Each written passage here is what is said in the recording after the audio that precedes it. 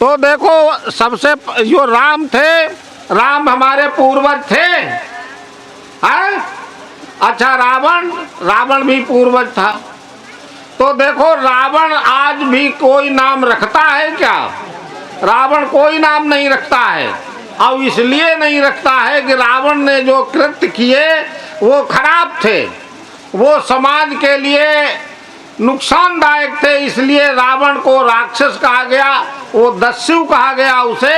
अच्छा, वो अच्छे कुल में पैदा हुआ था कि बुरे कुल में पैदा हुआ था? अच्छे कुल में पैदा हुआ था, ब्राह्मण कुल में पैदा हुआ था, लेकिन उसने बुरे कर्म किए, खराब कर्म किए, इसलिए उसको आज कोई अपना पूर्वज नहीं बताता है? लेकिन राम को सब लोग अपना आदर्श मानते हैं, श्री कृष्ण को आदर्श मानते हैं। और जिस कुल में श्री कृष्ण का जन्म हुआ था उसी कुल में कंस का भी जन्म हुआ था, लेकिन कंस को अपना वंशज कोई बताता है? श्री कृष्ण को सब लोग बताते हैं कि हम उनके वंशज हैं, राम के वंशज अपने को बताते हैं। तो देखो इस संसार में कौन थे? आर्य लोग थे। आर्य तब हमारा हिंदू शब्द नाम नहीं था। तो आर्य लोग जो हमारे संसार में थे, तो हम सब लोग क्या हैं? आर्य हैं। अच्छा, ये हिंदू शब्द फिर हम लोगों के लिए कैसे प्रयोग हुआ? ये शब्द कहाँ से आया है हिंदू शब्द? देखो हिंदू शब्द ये फारसी भाषा का शब्द है, और फारसी भाषा में हिंदू शब्द का जो अर्थ होता है वो है काला, काफिर, चोर। ये जो है शब्द का, इसमें फारसी भाषा में इसका मुसलमान लोग प्रयोग करते थे, लेकिन मुसलमानों का जब राज्य हमारे ऊपर कायम हुआ, हम गुलाम हो गए, तो वो लोग हमको हिंदू कहने लगे। उन्होंने हिंदू शब्द को वो प्रयोग करते थे, हिंदू उनके निगाह में खराब था, और हम लोग उन्हें मलेच्छ कहते थे, और मलेच्छ के स्थान पर वो लोग हमें हिंदू कहते थे। हिंदू शब्द जो है ये बहुत नया शब्द है। ये रामायण में, रामचरितमानस में भी तुलसीदास ने इसका प्रयोग नहीं किया। उस समय भी हिंदू शब्द नहीं था, रामचरितमानस में भी नहीं है, यहाँ तक कि हनुमान चालीसा में भी नहीं है। तो इस तरह से ये जो हिंदू शब्द है ये बहुत नया शब्द है। हम सब लोग क्या हैं? आर्य हैं, यानी हम लोग भगवान राम, भगवान श्री कृष्ण के वंशज हैं। हम आर्यों के वंशज हैं। हमारे धर्म ग्रंथ सभी कहते हैं कि हम आर्य हैं।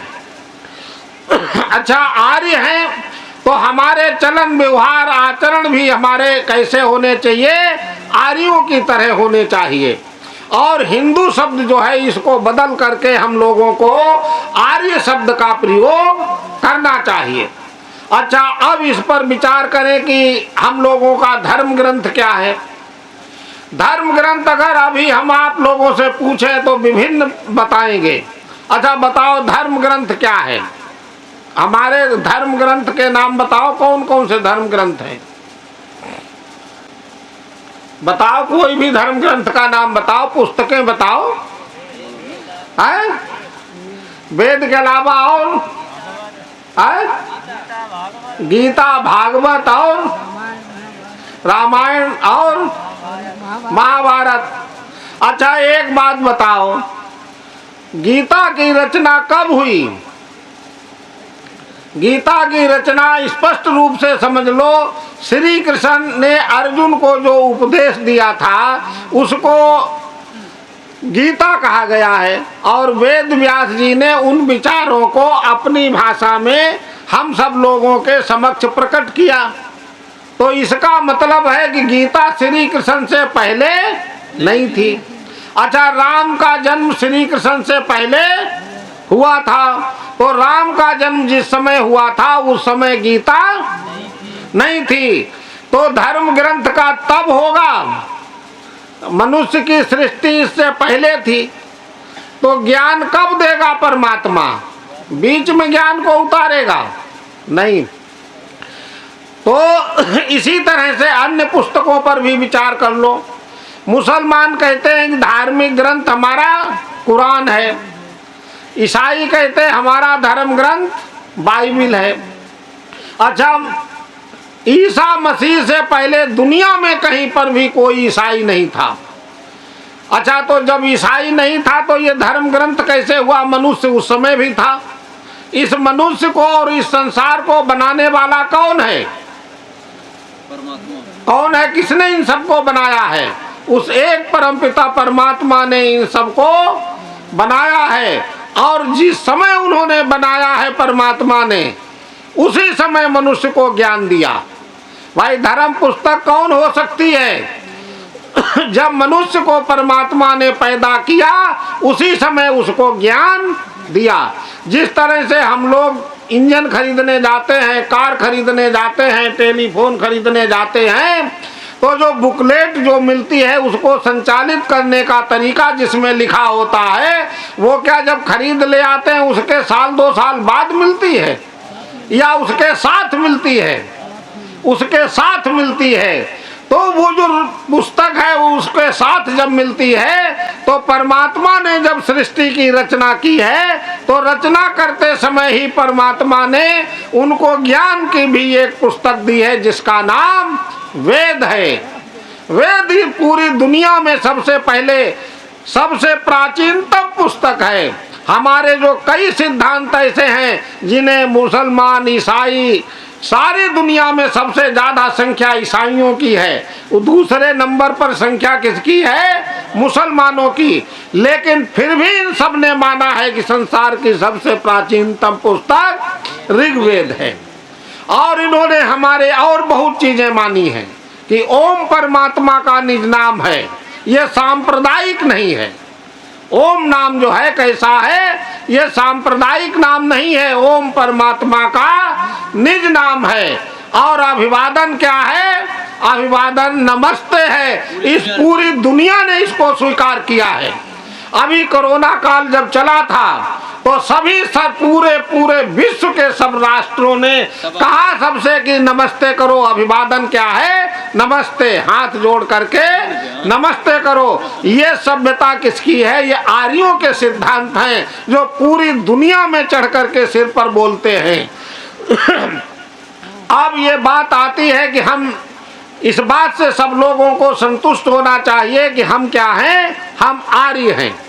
और हमारा धर्म पुस्तक क्या है? वेद है। वेद के अलावा इस दुनिया में कोई धार्मिक पुस्तक नहीं है। चाहे वो कोई भी ग्रंथ हो, कोई भी पुस्तक हो, वो अच्छी पुस्तक तो हो सकती है। हम ये नहीं कहते कि उसमें कोई अच्छी बातें नहीं है, लेकिन धर्म ग्रंथ नहीं है। धर्म ग्रंथ कौन है? वेद। केवल इस दुनिया में केवल वेद ही धर्म ग्रंथ है। वेद के अलावा कोई भी ग्रंथ धार्मिक ग्रंथ नहीं है।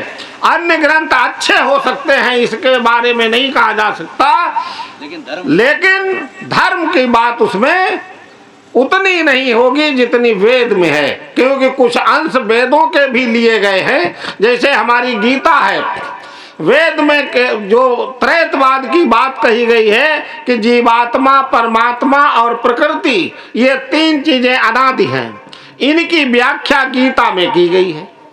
गीता में वेद की बात कही गई, लेकिन ये कह दिया जाए कि गीता में सब कुछ है वेद का, वो नहीं है। एक विषय है केवल। तो इसी तरह से अगर हमको जो हमारा धार्मिक ग्रंथ है वो क्या है? वेद है। और उस परम पिता परमात्मा का मुख्य नाम ओम है। अच्छा, दुनिया में जितने नाम हैं आप उनको लेकर के देखो, तो जैसे कोई तोतला है तो वो राम नहीं कह पाएगा, लाम कहेगा है? अच्छा, अन्य कोई नाम है उनको शुद्ध नहीं ले पाएगा, लेकिन परमात्मा का नाम तो ऐसा होना चाहिए जिसको सभी ले सके। हाँ, सभी बोल लें। तो परमात्मा का निज नाम क्या है? ओम। रासा के वैज्ञानिकों ने कुछ दिन पहले ये जारी किया था कि जो सूर्य की जो किरणें हैं उनकी तरंग दैर्घ्य को ध्वनि में उन्होंने परिवर्तित किया। तो वो ध्वनि किसकी है? ओम की। वो है ओम। ओम क्या है? ओम परमात्मा का मुख्य नाम है। जो कुछ भी इस संसार के अंदर जितनी भी ध्वनि निकलती है वह ओम, परमात्मा का मुख्य नाम ओम। तो हमको एक बात मालूम होनी चाहिए कि इस संसार में सबसे श्रेष्ठ बुद्धि है। बुद्धि किससे प्राप्त होती है? शिक्षा से, विद्या से। इनको हमको ग्रहण करना चाहिए। हम कौन हैं? हम आर्य हैं। हमारे धर्म ग्रंथ क्या है? वेद है। और वेद कितने हैं? 4 हैं। तो हम ये तमाम जितने भी विवाद चल रहे हैं इनमें इनका निस्तारण इन्हीं बुद्धि से अगर हम विचार करेंगे तो निस्तारण हो जाएगा। कि जो भी विवाद चल रहे हैं, हमने देखा एक बार हम रिक्शे पर बैठे जा रहे थे तो अजीजगंज से चले, उधर वो नहीं केरूगंज होते हुए, तो वहाँ एक मजार इधर पड़ती है और यहाँ अस्पताल के सामने पश्चिम में एक अल्ली शहीद पड़ते हैं। तो एक आदमी हमारे पास बैठा था तो हमने उसने मजार वो देखी अल्ली शहीद पर, वहाँ ऐसे कर दिया। आगे एक शंकर जी का मंदिर पड़ा तो वहाँ भी ऐसे कर दिया। फिर आगे एक मजार और पड़ी, वहाँ पर भी उसने ऐसे कर दिया। तो हमने भले आदमी से पूछा, जब हमने देखा ये हर जगह मस्जिद पर भी कर रहा, मजार पर भी कर रहा और मंदिर पर भी ऐसे कर रहा, तो ये कौन हो सकता? क्या अच्छा ये बताओ, ये क्या मुसलमान हो सकता है? मुसलमान इसलिए नहीं हो सकता, मुसलमान तुम्हारे मंदिर को सिर नहीं झुकाएगा या झुका लेगा। वो एक हिंदू ही ऐसा ज्ञानी है जो उनकी मजारों के भी माथे टेकता है। अच्छा, उसकी मजार पर चादर चढ़ाते हैं। अच्छा, मान लीजिए किसी को ठंड लगे, जाड़ा लगे किसी को, तो शरीर पर उसके चादर चढ़ानी चाहिए, उसके छत पर चढ़ा दोगे? हैं? जो कमरा बना है उसकी छत पर चढ़ाओगे? नहीं, कहाँ, उसके शरीर पर चढ़नी चाहिए। और लोग चादर चढ़ाते। और इन लोगों को पता नहीं कि मुसलमानों की जितनी मजारें हैं ये वो लोग हैं जिन्होंने तमाम हमारे पूर्वजों को कत्ल किए हैं। उनमें 100 हिंदुओं के जो कत्ल करता था मुसलमान, वो गाजी कहलाता था, उसे गाजी की उपाधि मिलती थी। और वो लड़ते लड़ते अगर मर जाता था तो उसे शहीद बोला जाता था और उनकी मजारें बनती थी। आज हिंदू तमाम जाकर उनकी मजारों पर चद्दर चढ़ाता है और उन पर माथा टेकता है। हाँ, तो इस तरह से ये मजारों की जो पूजा लोग करने लगे, ये हटनी चाहिए, क्योंकि हमको ईश्वर के सच्चे स्वरूप को जानना चाहिए। अब और भी देखा होगा, मुल्ला लोग क्या करते हैं कि ताबीज बनाते हैं। ताबीज जानते हो? ताबीज लाते हैं, गले में पहने। हमने एक बार एक बच्चे से पूछा कि ये कहाँ मिलता है, किस बाजार में बिकता है, हम भी ये खरीद ले। तो कहा, तो वो हंसने लगा, कहने लगा ये बिकता थोड़ा ही है, तो मुल्ला जी से मिला है। तो हमने कहा अच्छा, एक कहानी बताई जाती है कि चाहे सुनी हो आपने, कि एक आदमी मुल्ला जी के पास गया तो उसने उसकी भैंस दूध कम देने लगी थी। तो उस लोगों ने बताया कि मुल्ला जी के पास जाओ और वो बनवा लाओ ताबीज, भैंस के बांध देना, ये दूध 10 किलो देने लगेगी। पहले भी 10 किलो देती थी, अब कम देने लगी है। तो वो गया। अच्छा, जब वो बनवा ही रहा था तो उसने एक बनवा लिया। अच्छा, चला तो चल के उसे याद आया कि लड़का हमारा 3 साल से 10वें में फेल हो रहा है, तो एक ऐसा न बनवा ले कि वो 10वां पास हो जाए, फर्स्ट डिवीजन। और घूम के लौट गया। फिर मुल्ला जी से कहा कि अरे एक ऐसा बना दो, हमारा लड़का तो 3 साल से फेल हो रहा है। अरे वो जो फेल हो रहा है उस अब की फर्स्ट डिवीजन पास हो जाए। तो मुल्ला जी ने फिर वो बना दिया एक ताबीज, और दोनों को उसने जेब में रख लिया।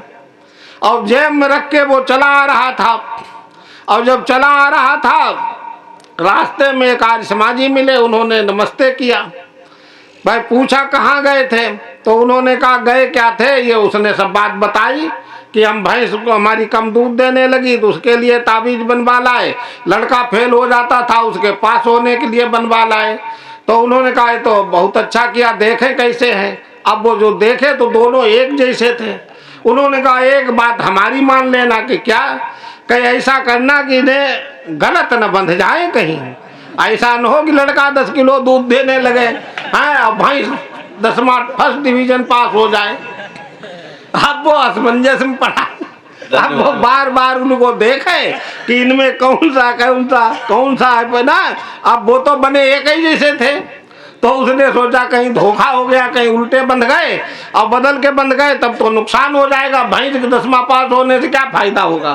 तो उसने फिर वो फेंक दिए। तो देखो ये जो केवल है ये क्या है, ये केवल ठगी है। इसमें कोई भी चीज ऐसी नहीं है कि जिससे उनके तावीज के प्रभाव से कुछ होने लगे, और ये केवल ठगने का बहाना है। और हमारी जो बहन जी अभी बता रही थी पुष्पा शास्त्री कि ये रेखाओं को देखने वाले कुछ लोग आते हैं कि हाथ दिखाते हैं। देखो भाई ये केवल मनोविज्ञान है, कुछ ऐसी चीजें हैं उनको आप भी बता सकते हो और बहुत अच्छी आसानी से बता दोगे, लोग उस पर विश्वास भी कर लेंगे। जैसे आपने किसी का हाथ देखना शुरू किया और आपने देखते देखते कहा अच्छा भाई तुम्हारे यहाँ पैसा तो खूब आता है लेकिन रुकता नहीं। अरे तो वो कहेगा आपने सही बात कही, इतना घर में पैसा आता लेकिन रुकता नहीं। अच्छा फिर तुम फिर और टटोलो, फिर इधर देखो फिर इधर देखो ना। तुमने कहा कि एक बात है, तुमने अपने जीवन में बहुत लोगों की मदद की है लेकिन जब तुम पर कोई बात आई तो कोई नहीं खड़ा हुआ। तो उसने कहा हाँ ये बात सही है, हमने बहुत लोगों की मदद की लेकिन हमारी जब जरूरत पड़ी तो कोई नहीं की। अच्छा फिर और देखो, अच्छा बचपन में तुम्हें एक बार वो क्या कहते हैं अल्प थी और तुम्हारा जीवन बस बच ही गया। फिर अच्छा आदमी सोचता है अच्छा हाँ कि ऐसा एक बार हुआ था। तो इस तरह से ये जो मनोवैज्ञानिक ढंग से चीजें हैं इनके चक्कर में मत पड़ो। देखो हाथ की रेखाएं जो हैं ये कुछ नहीं बनाती हैं, ना इनसे कोई भाग्य लिखा जाता है। भाग्य काहे से बनता है? भाग्य बनता है पुरुषार्थ से। कर्म जो व्यक्ति जैसे करता है उसका वैसे भाग्य बनता है। भाग्य है क्या? भाग्य कर्मों का ही एक फल है। जो कर्म हम लोग करते हैं उसका फल कुछ तो तुरंत मिलता है और कुछ तुरंत नहीं उस योनि में मिल पाता है तो दूसरे जन्म में भी मिलता है, क्योंकि किया हुआ कर्म कभी नष्ट नहीं होता है। उसका फल तुम्हें मिलना है, चाहे इस जीवन में मिले, चाहे अगले जीवन में मिले, चाहे उसके बाद अगले जीवन में मिले। कृतम कर्म शुभाशुभम अवश्य में भोक्तव्यम, कृतम कर्म शुभाशुभम। अवश्य ही मनुष्य को फल भोगना पड़ता है, चाहे उसने अच्छा कर्म किया हो चाहे उसने बुरा कर्म किया हो। और ये जरूरी नहीं कि उसे इसी जन्म में मिल जाए। जीवन तो मनुष्य का जीवात्मा अमर है, इसके न जाने कितने जन्म होते हैं, उनमें किसी भी जन्म में उसके फल प्राप्त होता है। तो इसलिए हमको अच्छे कर्म करने चाहिए। ये जो कर्म करते हैं यही भाग्य बनता है और भाग्य के भरोसे रह करके हमको हाथ पर हाथ धर के निठल्ले नहीं बैठना चाहिए, क्योंकि जो लोग पुरुषार्थ नहीं करते हैं संसार में सबसे ज्यादा कष्ट वही व्यक्ति उठाते हैं। मैथिली शरण गुप्त कहते हैं करके विधिवाद न खेद करो, निज लक्ष्य निरंतर भेद करो, बनता बस उद्यम ही विधि है, मिलती जिससे सुख की निधि है। तो पुरुषार्थ करना चाहिए मनुष्य को। इन भुजाओं के बल से मनुष्य उन सब चीजों को प्राप्त कर लेता है। हिंदुओं के अंदर एक सबसे बड़ी कमी रही, जिन चीजों को वो पुरुषार्थ से प्राप्त कर सकता है उनको वो मंदिरों में जाकर हाथ जोड़ करके पत्थर की प्रतिमाओं से प्रार्थना करता है कि हमारी इच्छाओं को पूरा करो। इसी के कारण सबसे ज्यादा पतन हिंदुओं का हुआ है। तो और उसके भी कई पतन के कारण हैं। एक पतन के कारण है दुनिया के अंदर आपको ऐसी कोई कौम नहीं मिलेगी, कोई लोग नहीं ऐसे मिलेंगे जो अपने ही धर्म के अपने ही भाइयों को कहें कि ये ऊंचा है ये नीचा है। सबसे बड़ा ये खराबी जो है हमारे में है, इसलिए हम दुनिया में सबसे कम संख्या में रह गए हैं। अच्छा एक बात बताओ, इस दुनिया में पहले सबसे ज्यादा संख्या किसकी थी? आर्यों की थी, क्योंकि परमात्मा ने जिन मनुष्यों को पैदा किया था वो सब लोग क्या थे? वो सब आर्य थे। और पूरे विश्व में आर्य फैले।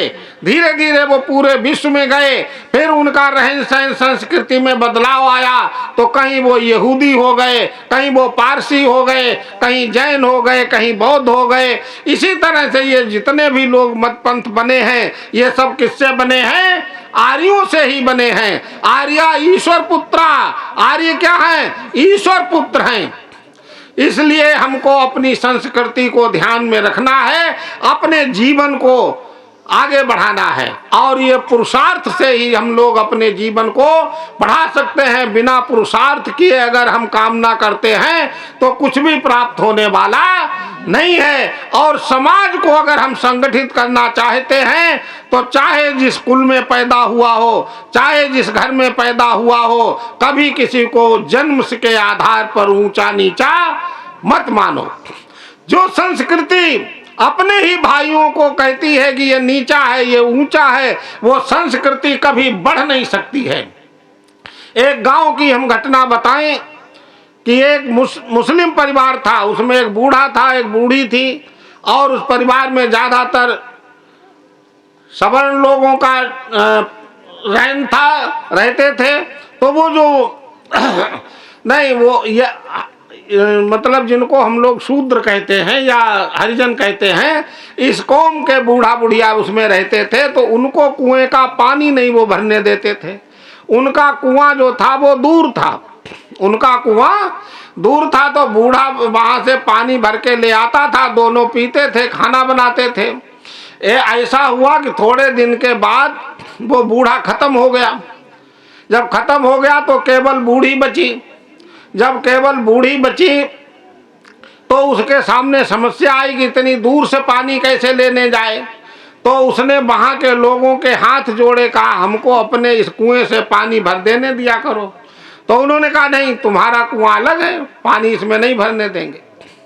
पड़ोस गांव में कुछ मुसलमान रहते थे।